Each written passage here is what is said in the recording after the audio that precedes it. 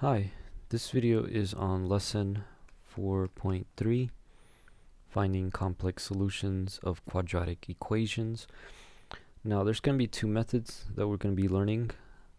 The first method is to solve a quadratic equation by completing the square, and the other method is to solve it by using the quadratic formula.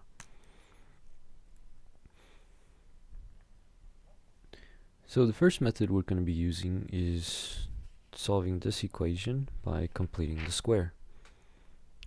And completing the square is something that we already seen before, and we're going to use it in order to solve this quadratic equation.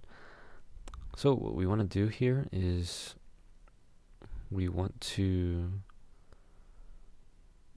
first ask ourselves, do we need to divide by anything? Is there anything in front of the x squared? Well, we have 1, but this is basically the same thing as x squared, so we don't need to divide by anything. And so what we have is x squared plus 4x.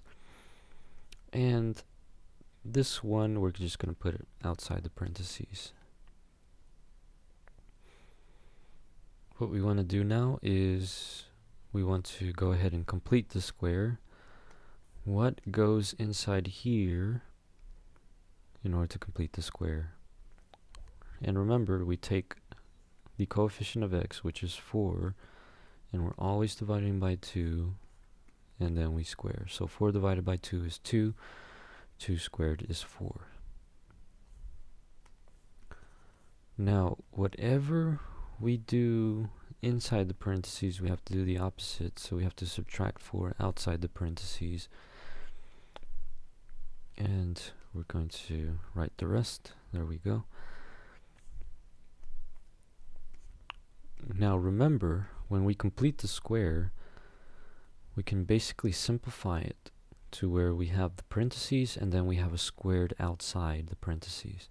We just have to figure out what goes in this space right here. There's a single number that it's going to take this whole parentheses and just simplify it to this.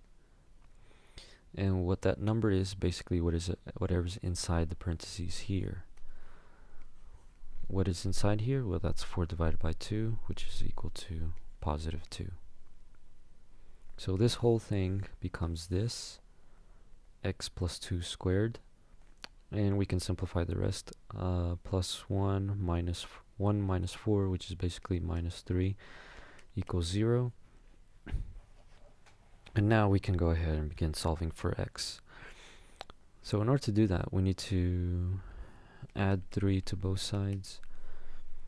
And what we get is x plus 2 squared is equal to 3. What we want to do now is take the square root of both sides.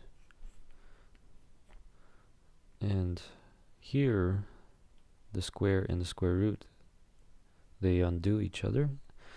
And what we get is x plus 2 is equal to plus or minus the square root of 3. And all we have to do is just one more thing to solve for x, is to subtract 2 from both sides. So we get x is equal to plus or minus square root of 3 minus 2. Here is my final answer. So we solved the quadratic equation by completing the square. Now, we didn't get a complex solution. So there are situations where you're going to get in a quadratic equation and you might get a complex solution, but in this case it turned out to be real numbers. So we have real solutions here. Now, this is just one method of solving this quadratic equation. Let's take that same quadratic equation, which is right here, the same thing, but this time we're going to use the quadratic formula to solve the equation. And this actually consists of 2 steps. First thing we want to do is find a, b, and c, and notice our quadratic equation is always going to be in this form, where we have a is going to be in front of the x squared, plus b is always going to be the coefficient of x, and we have our constant c. So a is going to be the coefficient of x squared. In this case, it's going to be 1. Coefficient of x is b, which is 4, and our constant is 1. So now we have to take our quadratic formula and just simply take a, b, and c and plug them in. And here's what we get.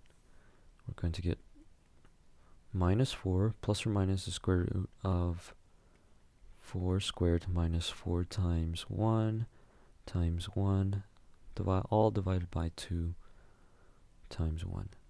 So can you see how I took a, b, and c and just simply plugged them in? I took these, plugged them into the quadratic formula. And all I have to do now is simplify. So we get x is equal to negative 4 plus or minus. Now what is 4 squared? Well, that's 16. And minus 4 times 1 times 1, well, that's going to be 4. All over 2 times 1, which is 2. We can simplify this further. Negative 4 plus or minus. What is the square root of 16 minus 4? That's going to be 12. All divided by 2.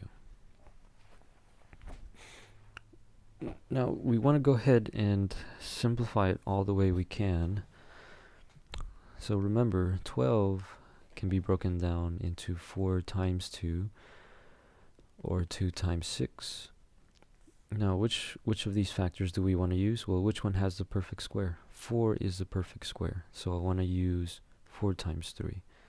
And so the square root of 12 is equal to the square root of 4 times the square root of 3, which is equal to 2 times the square root of 3. So my answer is going to be negative 4 plus or minus 2 times the square root of 3 divided by 2. Now what we can do is take negative 4 divided by 2, well, that's going to be negative 2, and then plus or minus 2 times the square root of 3 divided by 2, well, the 2's cross out, and that's going to give me the square root of 3. There's my final answer. Is that the same as my other one? Take a look at it. Yes, they are. Same thing. Except the other one I had negative 2 first and then plus or minus square root of 3. Exact same thing. So can you see how we can use either two methods? Completing the square, which is doing this method right here, or you can use the quadratic formula. So it is your choice to decide which method are you going to use in order to solve a quadratic equation. So let's do another example. Again, we want to go through the same steps. This time I'm going to go a little bit faster. All you have to do is just pause the video to know what's going on. So do I need to divide by anything here? What is the coefficient of x squared? It's just 1, so I don't need to divide by anything. The 8 goes on the outside of the parentheses, and what are we going to put here? Well, we need to complete the square. So we need to take the coefficient of x divided by 2 and then square it. 2 over 2 is 1. 1 squared is 1. Whatever we do inside the parentheses, we have to do outside, so we have to subtract 1. Now remember, this can be simplified where we have a square outside the parentheses. What goes in here? Well, that's basically what goes inside the parentheses. 2 divided by 2 is basically 1. 8 minus 1 is going to be 7 equals 0. Alright. Now we want to move the 7 to the other side. So we can have x plus 1 squared. We subtract 7 on both sides. And we get x squared plus 1. X plus 1 squared is equal to negative 7. Now we have to take the square root of both sides. So we get x plus 1 equals plus or minus the square root of negative 7.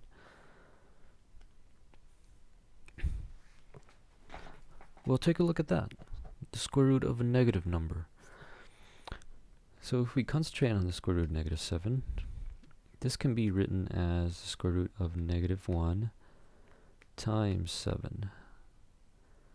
And using the product property, this is the square root of negative 1 times the square root of 7.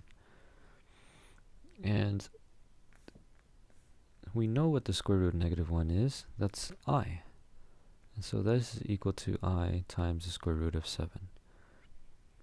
So we can go ahead and rewrite this as x plus 1 is equal to plus or minus I times the square root of 7. There's just one more thing we need to do. We need to subtract 1 on both sides.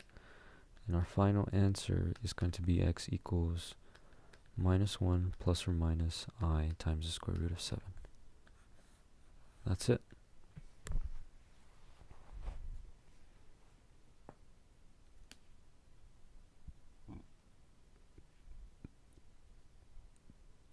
Okay, now now notice